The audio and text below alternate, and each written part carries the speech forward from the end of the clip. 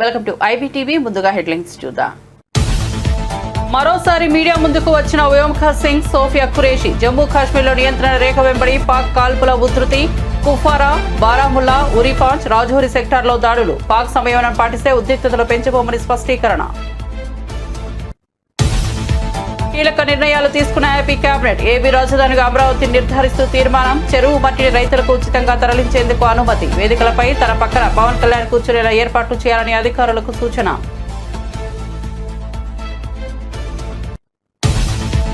Operation సింధూర్పై కేంద్రం అఖిలపక్ష సమావేశం. ఈ ఆపరేషన్ కు సంబంధించిన వివరాలను వెల్లడించిన రాజ్నాథ్ సింగ్.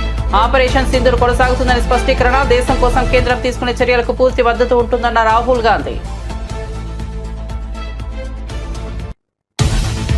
దయచేసి భారత్ నుంచి పాకిస్తాన్ కాపాడండి అని పాకిస్తాన్ ఎంపీ కన్నీటి పర్యంత. భారత దాడులతో పాక్ విలువల. పార్లమెంట్లో ఎంపీ ఆవేదన. ఆపరేషన్ సింధూర్, పాక్లో డ్రోన్ల కలకలంపై ఎంపీ ఆందోళన. భారత్ నుంచి మమ్మల్ని కాపాడాలంటూ పాకిస్తాన్ ఎంపీ కన్నీరు. రాసి పెట్టుకోండి, ఎవరిని వదలం, మామూలుగా ఉండదని మరోసారి జగన్ వార్నింగ్. వైసీపీ కార్యకర్తలను వేధిస్తున్న పోలీసు అధికారులను వదిలిపెట్టబోమన్న జగన్. పోలీసు అధికారుల పేర్లు రాసుకోవాలని పార్టీ శ్రేణులకు సూచన. జగన్ 2.0లో కార్యకర్తలను అత్యంత ప్రాధాన్యత ఇస్తానని హామీ.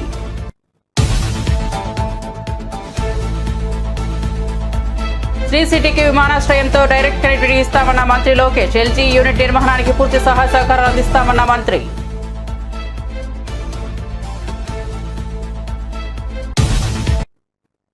ఇక వార్త వివరాల్లోకి వెళ్తే, ఆంధ్రప్రదేశ్ ముఖ్యమంత్రి చంద్రబాబు అధ్యక్షతన జరిగిన రాష్ట్ర మంత్రివర్గ సమావేశంలో అనేక కీలకమైన నిర్ణయాలకు ఆమోదముద్ర లభించింది.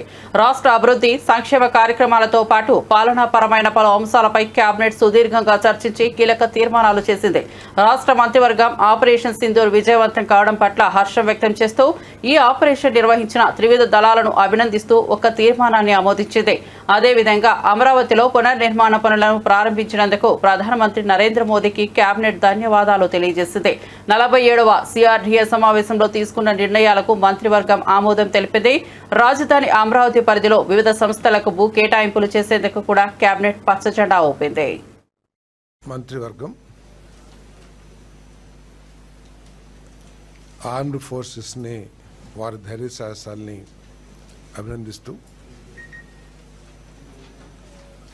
ప్రధానమంత్రి గారి నాయకత్వంలో భారతదేశం యొక్క శక్తియుక్తుల్ని ప్రదర్శించినందుకు ఒక తీర్మానం కూడా చేశారు. ముఖ్యంగా ముఖ్యమంత్రి గారు, with pride I salute the brave warriors of Indian armed forces for swiftly avenging the Pahalgam terror attack. ఈరోజు ఉదయం ముఖ్యమంత్రి గారు ట్వీట్ చేయడం జరిగింది. సో అదే లైన్లో మంత్రిమండలి కూడా మన ఆర్మ్ ఫోర్సెస్ చూపిస్తున్న ధైర్య సాహసాలని కానివ్వండి, మన భారతదేశం యొక్క ప్రతిష్టను ఇమిడింపజేసే విధంగా మన దేశాన్ని కాపాడుకుంటున్న తీరు ధైర్య సాహసాలతో, అదేవిధంగా ప్రధానమంత్రి గారి నాయకత్వంలో భారతదేశం యొక్క శక్తిని ప్రదర్శించినందుకు మరి తీర్మానం ద్వారా చేయటం జరిగింది. మరి ఆంధ్రప్రదేశ్ రాష్ట్ర ప్రజలందరూ కూడా, ఆంధ్రప్రదేశ్ రాష్ట్ర ప్రజలే కాదు దేశం యావత్తు ఆర్మ్డ్ ఫోర్సెస్ వెనకాల ఐక్యంగా నిలబడతామని చెప్పేసి కూడా చెప్పడం జరిగిందని చెప్పేసి మనం చేస్తాను. ఈరోజు సుదీర్ఘంగా రాష్ట్ర ముఖ్యమంత్రి శ్రీ నారా చంద్రబాబు నాయుడు గారి అధ్యక్షతన కేబినెట్ సమావేశం జరగడం జరిగింది. దాంట్లో ముఖ్యంగా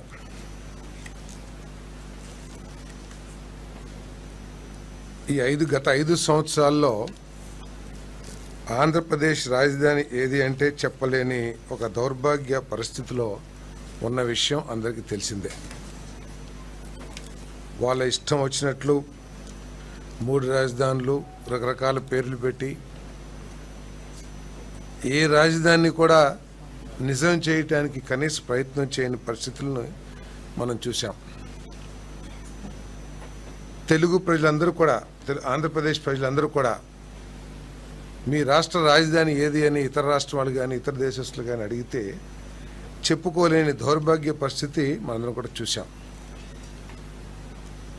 భవిష్యత్తులో ఎప్పుడు కూడా ఇటువంటి పరిస్థితి తలెత్తకూడదనే ఉద్దేశంతో ఈ రాష్ట్ర రాజధానికి గర్వించదగ్గ రాజధాని, ఈ రాష్ట్రానికి గర్వించదగ్గ రాజధానిని నిర్మించాలనే ఆలోచన ప్రీతం ముఖ్యమంత్రి గారు చేస్తున్న విషయం అందరికీ తెలిసిందే.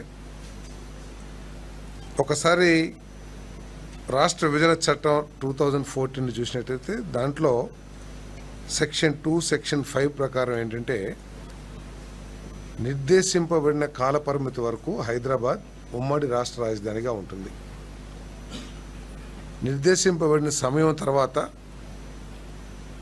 హైదరాబాద్ తెలంగాణ రాష్ట్రానికి రాజధానిగా, కొత్తగా నిర్ణయించబడే రాజధాని అమరావతికి ఆంధ్రప్రదేశ్కి ఉంటుందని చెప్పేసి ఆ చట్టంలో పేర్కొనబడింది. అంటే రాజధాని పేరు ఎక్కడ కూడా తెలుపుకోకుండా ఈరోజు దాన్ని అమెండ్మెంట్ చేయమని చెప్పేసి రిక్వెస్ట్ చేస్తూ తెలంగాణ రాష్ట్రానికి హైదరాబాదు, అమరావతి విభజిత ఆంధ్రప్రదేశ్కు రాజధానిగా అమెండ్ చేయాలని చెప్పేసి ఈరోజు ఏదైతే ప్రపోజల్ వచ్చిందో దాన్ని మంత్రిమండలి ఆమోదించడం జరిగింది. ఏ విధంగా అయితే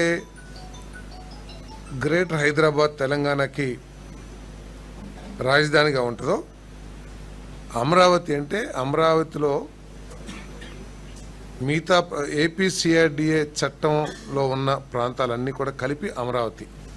సో ఆ అమరావతి ఈ రాష్ట్ర రాజధానిగా పేరుని ఇన్సర్ట్ చేయటం, అంటే ఆ చట్టంలో ఏదైతే కొత్త రాజధానిని విభజిత ఆంధ్రప్రదేశ్ ఏర్పాటు చేసుకుంటుంది, డిసైడ్ చేస్తుందని ఏదైతే ఉందో అక్కడ కొత్త రాజధాని కాకుండా Amaravati will be the capital of Andhra Pradesh అనేది ఇన్సర్ట్ చేయాలి.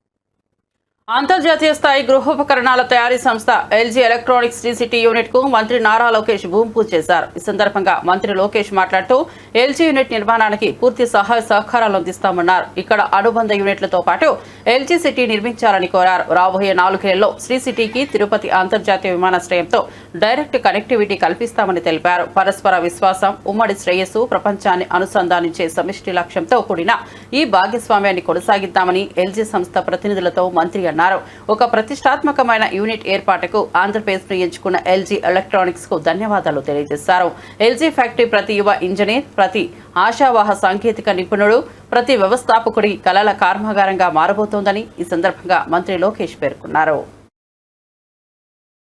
94% of the seats that we contested, we won, and the clear mandate was about creating jobs, and we believe that this investment is in the step in that direction. This also reflects our leader Mr. Naidu's commitment to speed of doing business, robust infrastructure, a future-focused vision of Andhra Pradesh. We promised ease of doing business, and today we are delivering speed of doing business. The LG factory will produce advanced home appliances, refrigerators, air conditioners, and washing machines, integrating the latest in smart and energy efficient technology. A smart factory, a smarter state, a smarter India. That journey is beginning here today. This isn't just about manufacturing. It's about shaping the future of living. It's about creating jobs, empowering our youth, and transforming lives. We are not just building factories, we are building futures here. This facility alone will create nearly 1,500 direct jobs, and with LG's key vendors investing here, creating more than 700 jobs, will impact our economy. Operation సింధూర్లో 100 మంది ఉగ్రవాదులు హతమైనట్లు కేంద్రం తాజాగా ప్రకటించింది. కేంద్రం అఖిలపక్ష భేటీ నిర్వహించిన విషయం తెలిసిందే. ఈ భేటీలో ఆపరేషన్ సింధూర్కు సంబంధించిన వివరాలను రక్షణ మంత్రి రాజ్నాథ్ సింగ్ వెల్లడించారు. పాకిస్తాన్ పీఓకేలోని ఉగ్రస్థావరాలపై భారత ఆర్మీ చేపట్టిన దాడుల్లో 100 మంది మరణించినట్లు రాజ్నాథ్ తెలిపారు. ఆపరేషన్ సింధూర్ కొనసాగుతుందని ఆయన స్పష్టం చేశారు. రాజ్నాథ్ సింగ్ మాట్లాడుతూ పాకిస్తాన్ పీఓకేలోని 9 ఉగ్రస్థావరాలపై ఖచ్చితత్వంతో క్షిపణి దాడులు నిర్వహించామని, ఈ దాడుల్లో 100 మంది ముష్కరులను మట్టుబెట్టామని తెలిపారు. దీనికి సంబంధించిన మరింత సమాచారం కోసం ఎదురు చూస్తున్నామని, ప్రస్తుతం ఉద్రిక్త పరిస్థితుల్లో కొనసాగుతున్నందున ఈ ఆపరేషన్ తాలూకు పూర్తి సమాచారాన్ని ఇప్పుడే వెల్లడించలేమన్నారు. ఈ ఉద్రిక్తతలను పెంచాలనే ఉద్దేశం మాకు లేదు, కానీ దాయాది పాక్ రెచ్చగొట్టే చర్యలకు పాల్పడితే మాత్రం వెనక్కు తగ్గేది లేదని తెలిపారు. ధీటుగా బదిలిస్తాం, ఆపరేషన్ సింధూర్ కొనసాగుతుంది అని పేర్కొన్నారు. किसी और के भरोसे छोड़ रहे हैं, यह बात लॉन्ग रन में सही नहीं हो सकती. हमारी सरकार ने इस विषय पर गंभीरता से सोचा और आत्मनिर्भरता हासिल करने का निर्णायक कदम भी उठाया है. आप सब तो जानते हैं कि देश में पहले से ही ऑर्डिनेंस फैक्ट्रीज का एक इंडिजिनस सिस्टम रहा है और इन फैक्ट्रीज ने एक समय पर बेहतरीन काम किया और देश की सुरक्षा जरूरतों को पूरा करने में बहुत ही अहम भूमिका निभाई भी है. इनके अलावा हमारे पास डिफेंस पीएसयूज का भी एक मजबूत इकोसिस्टम पहले से ही है.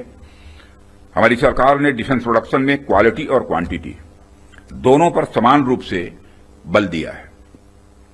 इसी दिशा में कई क्रांतिकारी कदम उठाए गए, जिनमें से कुछ महत्वपूर्ण कदमों का उल्लेख मैं यहां करना चाहूंगा. ऑर्डिनेंस फैक्ट्रीज का कॉर्पोरेटाइजेशन उनमें से एक अत्यंत महत्वपूर्ण कदम रहा है, जिसे हमने इंश्योर किया ताकि कम समय में ही डिफेंस प्रोडक्शन में व्यापक सुधार हो सके. यहां मैं जरूर बताना चाहूंगा कि ऑर्डिनेंस फैक्ट्रीज का कॉर्पोरेटाइजेशन हमारे लिए कोई बहुत सरल प्रक्रिया नहीं थी. इसमें अनेक जटिल प्रश्न थे और चैलेंजेज भी थे, परंतु हमने इसे इसलिए लागू किया क्योंकि यह एक अर्जेंट रिफॉर्म था. अब प्रश्न उठता है कि यह अर्जेंट क्यों था. इसका एक बड़ा कारण था क्वालिटी. आप सभी स्पेशलिस्ट के समक्ष मैं यह कह सकता हूं, పహల్గామ్లో ఇటీవల జరిగిన ఉగ్రదాడి అనంతరం భారత్ పాకిస్తాన్ మధ్య ఉద్రిక్తతలు తారాస్థాయికి చేరాయి. ఈ నేపథ్యంలో ఇరు దేశాల మధ్య దాడులు ప్రతిదాడులు చోటు చేసుకుంటున్నాయి. ఉగ్రవాద స్థావరాలను ధ్వంసం చేసిన భారత్ పాక్ గగనతల రక్షణ వ్యవస్థలపై విరుచుకుపడింది. లాహోర్, ఇస్లామాబాద్, కరాచీ, గుజ్రాన్వాలా సహా మొత్తం 12 నగరాలపై డ్రోన్లు కలకలం రేపాయి. ఇరు దేశాల మధ్య ఉద్రిక్తతలు పెరుగుతున్న నేపథ్యంలో పాకిస్తాన్ ఎంపీ ఒకరు వారి పార్లమెంట్లో ఒకంత కన్నీటి పర్యంతమయ్యారు. ఉద్రిక్త పరిస్థితుల నేపథ్యంలో పాకిస్తాన్ పార్లమెంట్లో సదరు పార్లమెంట్ సభ్యుడు కన్నీటి పర్యంతమైన దృశ్యాలు సామాజిక మాధ్యమంలో వైరల్ అయ్యాయి. गई है तो गोल्ड मेडल लेके आई है एक्सरसाइज में करें. तो इसलिए जनाब स्पीकर ये बात वाजा कर देनी चाहिए, हमारी कौम यकजा है. मैं इन सब से कहूंगा कि मिल के चलो और अपने रब से रजू करो. रब काबा, हम तेरे आगे दरख्वास्त करते हैं, इस मुल्क की हिफाजत फरमाना जो तूने हमें अता किया है, और ये नबी सल्लल्लाहु अलैहि वसल्लम की दुआओं का है. आपने कायदे आजम को इंग्लैंड में मुलाकात की, ख्वाब में आए और उनको कहा कि जाओ वापस और जाके पाकिस्तान का मामला हल करो. आप खान कलात को ख्वाब में आके ये हुक्म दिया कि तुमने पाकिस्तान की सरना ये मुल्क बन के रहेगा और तुमने तो ये ऐसा बड़ा मोजा है कि अल्लाह पाक ने ये हमें अता किया है और अल्लाह पाक इस मुल्क की हिफाजत फरमाएंगे. दुनिया में जहां भी देखें शायद हमारी कमी है, हम मजबूर हैं, हम गुनाहगार हैं, लेकिन रब्बे काबा हम तेरे हबीब के उम्मती हैं. खुदा का वास्ता हमसे रहम का मौला फरमा. आप चले जाएं, उधर फिलिस्तीन में चले जाएं, कश्मीर में चले जाएं, जहां भी जाएंगे मुसलमानों के साथ वो ऐसे रो रहा है जो हम सोच भी नहीं सकते हैं. तो तू हमें माफ कर दे, हम तेरे आगे सर झुकाते हैं, माफी मांगते हैं. नहीं, इसमें दो राय नहीं है मौला कि हम बड़े गुनाहगार हैं, लेकिन तेरी रहमत बहुत वसी है. तू रहमत का एक जर्रा भी भेजेगा हमारी तरफ तो इंशाल्लाह हमारी कामयाबी होगी. और दुआ करते हैं रब्बे काबा कि इस मुल्क की हिफाजत फरमा और हमें दुश्मनों पर जो है वो फकीर अता फरमा और हमें उनको सरनगू करने की ताकत अता फरमा. मैं दुआ गो हूँ आर्म फोर्सेस के लिए. పహల్గామ్ ఉగ్రదాడికి ఆపరేషన్ సింధూర్ పేరిట భారత్ గట్టిగా బదులిచ్చిన సంగతి తెలిసిందే. మన భద్రతా బలగాలు అర్ధరాత్రి దాటాక అత్యంత ఖచ్చితత్వంతో ఉగ్ర స్థావరాలపై దాడి చేయడంతో దేశమంతా హర్షం వ్యక్తమవుతోంది. ఈ నేపథ్యంలో ఆపరేషన్ గురించి వివరించేందుకు ప్రభుత్వం తాజాగా అఖిలపక్ష సమావేశం నిర్వహించింది. పార్లమెంటు ప్రాంగణంలో జరిగిన ఈ భేటీకి కేంద్రం తరపున మంత్రులు రాజ్నాథ్ సింగ్, అమిత్ షా, ఎస్ జయశంకర్, జేపీ నడ్డా, నిర్మలా సీతారామన్ పాల్గొన్నారు. విపక్ష నేతలు మల్లికార్జున ఖర్గే, రాహుల్ గాంధీ, సందీప్ బందోపాధ్యాయ్, టీఆర్ బాలు తదితరులు ఈ కార్యక్రమంలో పాల్గొన్నారు. సమావేశానికి రక్షణ మంత్రి రాజ్నాథ్ సింగ్ అధ్యక్షతన వహించారు. ఈ సందర్భంగా ప్రధాని మోదీ సందేశాన్ని వినిపించారు.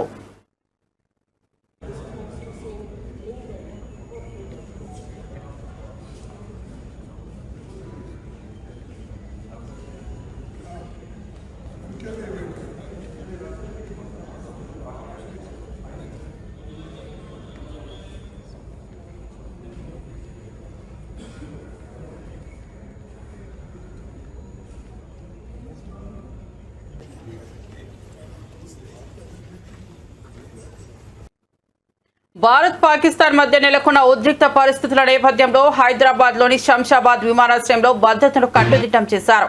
మరోవైపు మిస్ వరల్డ్ పోటీల కోసం వివిధ దేశాల నుంచి సుందరీమణులు హైదరాబాద్ చేరుకుంటున్నారు. దీంతో భద్రతా సిబ్బంది మరింత అప్రమత్తమయ్యారు. క్లూస్ టీం, డాగ్ స్క్వాడ్ బృందాలతో విమానాశ్రయంలో అణువణువు తనిఖీ చేస్తున్నారు. అనుమానాస్పద వ్యక్తులు కనిపిస్తే వివరాలు ఆరా తీస్తున్నారు. మిస్ వరల్డ్ కంటెస్టెంట్లను తీసుకెళ్లే వాహనాల డ్రైవర్లకు డ్రంక్ అండ్ డ్రైవ్ తనిఖీలు నిర్వహిస్తున్నారు.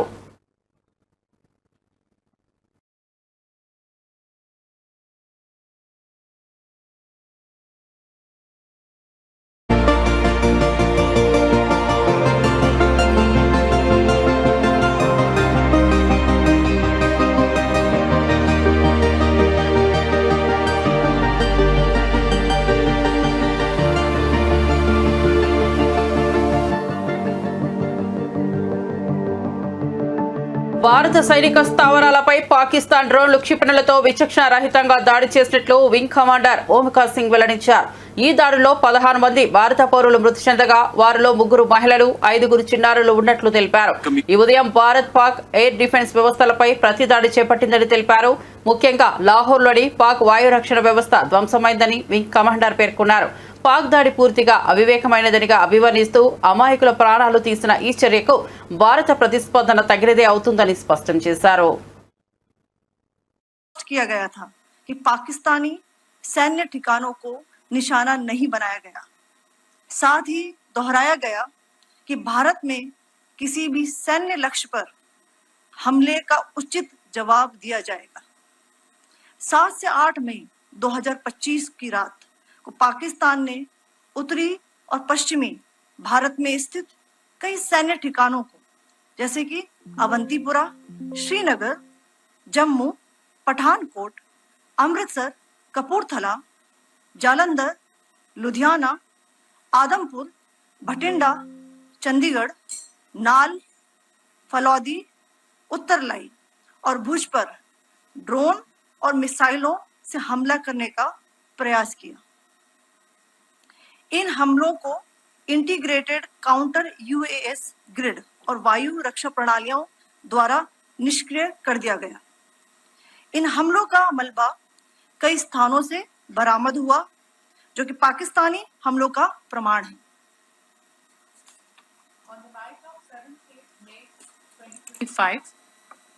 Pakistan attempted to engage a number of military targets in northern and western India using drones and missiles. These places included Avantipura, Srinagar, Jammu, Pathankot, Amritsar, Kapurthala, Nal, Jalandhar, Ludhiana, Adampur, Bhatinda, Chandigarh, Falodi, Uttarlai, and Bhuj. These were neutralized by the integrated counter unmanned aerial system and other air defense systems. The debris of these attacks is now being recovered from a number of locations that prove the Pakistani attacks. आज सुबह भारतीय सशस्त्र बलों ने पाकिस्तान के कई स्थानों पर वायु रक्षा रडार और प्रणालियों को निशाना बनाया. भारत की प्रतिक्रिया समान क्षेत्र में समान तीव्रता के साथ की गई. यह विश्वसनीय रूप से ज्ञात हुआ कि लाहौर में स्थित एक वायु रक्षा प्रणाली को निष्क्रिय कर दिया गया. Today morning, Indian Armed Forces targeted air defense radars and systems at a number of locations in Pakistan. Indian response has been in the same domain with the same intensity as Pakistan. It has been reliably learnt that an air defense system at Lahore has been neutralized. Pakistan ने नियंत्रण रेखा पर आकरण गोलीबारी की तीव्रता बढ़ा दी है, जिसमें कुपवाड़ा, बारामूला, उरी, पुंछ, मेंढर और राजौरी क्षेत्रों में मोर्टार और भारी तोपखाने का इस्तेमाल किया जा रहा है. Pakistan has increased the intensity of its unprovoked firing across the line of control using mortar and heavy calibre artilleries in areas in Kupwara, Baramulla, Uri, Poonch, Mendhar and Rajouri sectors in Jammu and Kashmir. 16 innocent lives have been lost, including 3 women and 5 children due to the Pakistani firing. Here too, India was compelled to respond to bring mortar and artillery fire from Pakistan to a halt. Indian Armed Forces reiterate their commitment to non-escalation, provided it is respected by the Pakistan military. Jai Hind.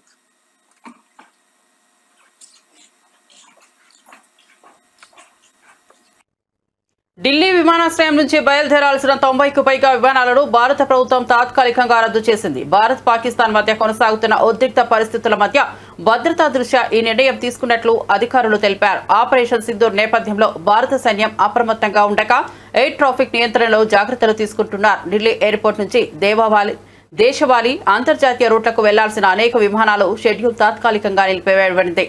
ప్రయాణికులు తమ ప్రయాణ ప్రణాళికలను మార్చుకోవాలని అధికారులు సూచించారు.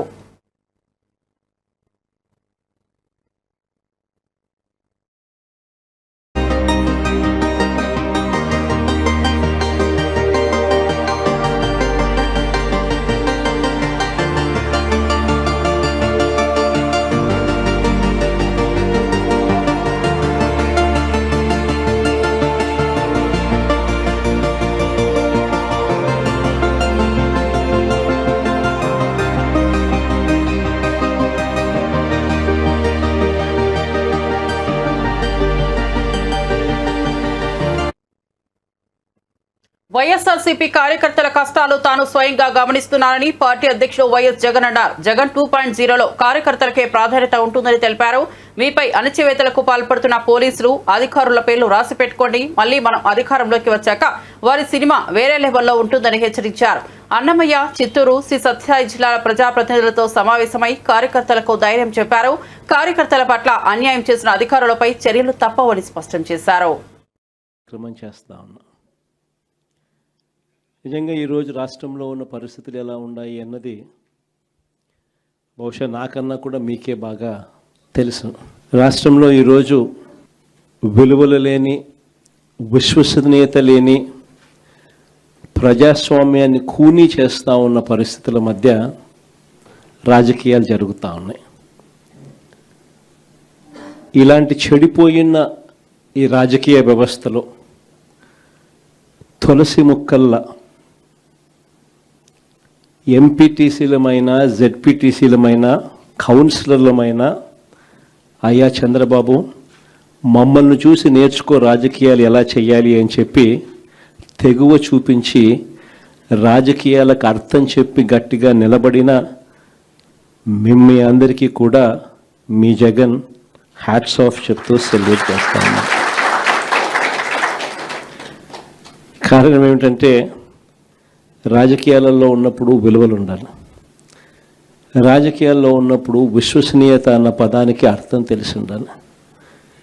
ఈ రెండింటికి కూడా అర్థం తెలియని వ్యక్తి ఎవరైనా ఈ రాష్ట్రంలో ఉన్నారు అని అంటే అన్ఫార్చునేట్గా అది ఈ రాష్ట్ర ముఖ్యమంత్రి అని చెప్పడానికి నిజంగా ఈ రాష్ట్ర పౌరుడిగా నేను తలదించుకోవాల్సిన పరిస్థితి. అంతగా దిగజార్చినడు ఈ పెద్ద మనిషి రాజకీయాలను. ఈరోజు రాజకీయాలలో ఇటువంటి దారుణమైన పరిస్థితులు కూడా చూడాల్సి వస్తుందని నేను ఎప్పుడు అనుకోలే. ఎందుకు ఈ మాట చెప్తా ఉన్నాను అని అంటే, ఒకసారి ఈ రామకుప్పానికి సంబంధించి చంద్రబాబు నాయుడు గారి సొంత నియోజకవర్గం, ఈ రామకుప్పానికి సంబంధించి ఎంపీటీసీకి సంబంధించిన ఒక కేస్ స్టడీ, ఒక ఎంపీపీ చనిపోయిన పరిస్థితుల మధ్య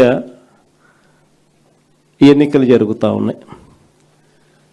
16కు సంబంధించిన ఎంపీటీసీలు వైఎస్ఆర్సీపీకి సంబంధించిన వాళ్ళే గెలిచారు. మరి ఇలాంటి చోట ఎందుకు చంద్రబాబు అనే వ్యక్తి పోటీ పెడతా ఉన్నాడు? గెలవడం అన్నదానికి మీనింగ్ ఎక్కడుంది? గెలవలేము అన్న సంగతి తెలుసు. గెలిచిన వాళ్ళందరూ కూడా, ఇక్కడ నుంచి గెలిచిన వాళ్ళందరూ కూడా వైఎస్ఆర్సీపీ టికెట్ మీద, ఆ బీఫామ్ మీద గెలిచిన వాళ్ళు. మరి ఇలాంటి చోట 6 మందిని ఇక్కడి నుంచి లాక్కునే కార్యక్రమం చంద్రబాబు నాయుడు గారు దగ్గరుండి చేశారు. తర్వాత వైఎస్ఆర్సీపీ ఎంపీటీసీలు ప్రయాణం చేస్తూ ఉన్న, మిగిలిన ఎంపీటీసీలు ప్రయాణం చేస్తూ ఉన్న వాహనాన్ని దగ్గరుండి పోలీసుల చేత అడ్డుకున్నారు. హైకోర్టు ఆదేశాలతో భద్రత కల్పించాల్సిన పోలీసులు సాక్షాత్తుగా దగ్గరుండి చంద్రబాబు నాయుడు గారికి వాచ్మెన్ లాగా తయారయ్యారు. చివరికి కోరం లేకపోయినా కూడా 6 మంది సభ్యులు మాత్రమే చంద్రబాబు నాయుడు గారి ప్రలోభాలకు లొంగి అటువైపున వెళ్ళిన పరిస్థితుల మధ్య కూడా ఏకంగా డిక్లేర్ చేసుకున్నారు అధికారుల చేత. ఖమ్మం జిల్లా ప్రజలకు మెరుగైన వైద్య సౌకర్యాలు అందించేందుకు ఖమ్మం మెడికల్ కాలేజ్ నూతన భవనాల నిర్మాణానికి శంకుస్థాపన కార్యక్రమం జరిగింది. డిప్యూటీ సీఎం బట్టి విక్రమార్క, మంత్రులు పొంగులేటి శ్రీనివాసరెడ్డి, దామోదర రాజనరసింహ ఈ కార్యక్రమంలో పాల్గొన్నారు. మొత్తం 35 ఎకరాల్లో 166 కోట్ల వ్యయంతో కళాశాల భవనాలు నిర్మించనున్నారు. ఖమ్మం వైద్య రంగ అభివృద్ధికి ఇది పెద్ద ముందడుగని మంత్రులు పేర్కొన్నారు. తక్కువ వయసు యువతకు వైద్య విద్యను అందుబాటులోకి తెచ్చే లక్ష్యంతో ప్రభుత్వం ఈ నిర్ణయాలను చేపట్టిందని వెల్లడించారు. మెడికల్ కాలేజ్ శాంక్షన్ చేయించుకోవటమే కాకుండా ఈరోజు భవన నిర్మాణానికి పూజా కార్యక్రమాలు చేసుకొని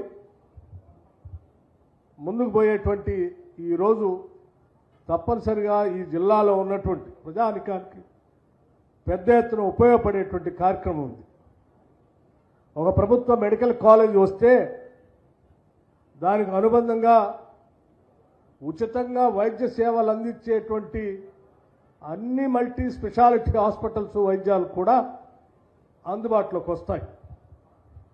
అటువంటి ఒక మంచి కార్యక్రమం మనమందరం సూపర్ స్పెషాలిటీ వైద్యం కోసం హైదరాబాద్ దాకా పోకుండా ఖమ్మం నడిబొడ్డునే అన్ని సదుపాయాలు అందుబాటులో తెచ్చుకునేటువంటి ఒక బృహత్తర కార్యక్రమానికి ఈరోజు భూమి పూజ చేసుకున్న సందర్భంలో ఖమ్మం ప్రజలందరికీ కూడా శుభాభివందనాలు తెలియజేస్తా ఉన్నాను నేను. అట్లాగే 2 మంత్రులు కూడా ప్రత్యేకంగా శ్రద్ధ చూపించి దీనికి కావాల్సినటువంటి భూసేకరణ కానీ నిధుల సేకరణకు సంబంధించి కానీ రాష్ట్ర ప్రభుత్వంతో మాట్లాడి వైద్య శాఖ మంత్రులు రాజనరసింహ గారితో మాట్లాడి ప్రత్యేకంగా దీన్ని ఎన్నో సంవత్సరాలుగా పెండింగ్ ఉన్నటువంటి ఈ కళాశాలని ఈరోజు శాంక్షన్ చేయించుకొని మనం ముందుకు పోతా ఉన్నాం. కాంగ్రెస్ ప్రభుత్వం ప్రజాప్రభుత్వం, ఇది పేదల ప్రభుత్వం, ప్రజల కోసం నిరంతరం పనిచేసేటువంటి ప్రభుత్వం. ఇది పాలకుల కోసమో దొరల కోసమో పనిచేసేటువంటి ప్రభుత్వం కాదు. ఇది కేవలం ప్రజలకి అంకితమై ప్రజా సంక్షేమం కోసం పనిచేస్తుందని చెప్పడానికి ఇది ఒక చక్కటి నిదర్శనం అని చెప్పి ఈ సందర్భంగా మీ అందరికీ మనవి చేస్తా ఉన్నాను. దాదాపు రాష్ట్రంలో 34 కళాశాలలు ప్రభుత్వ పరంగా, 29 కళాశాలలు ప్రైవేట్ పరంగా రాష్ట్ర వ్యాప్తంగా ఉన్నటువంటి విద్యార్థులందరికీ ఉచితంగా వైద్య సీట్లు పెద్ద ఎత్తున అందుబాటులో తీసుకొని రావడానికి దాదాపు 9,065 సీట్లతో ఈరోజు పెద్ద ఎత్తున మెడికల్ విద్యను మనం ముందుకు తీసుకుపోతా ఉన్నాం.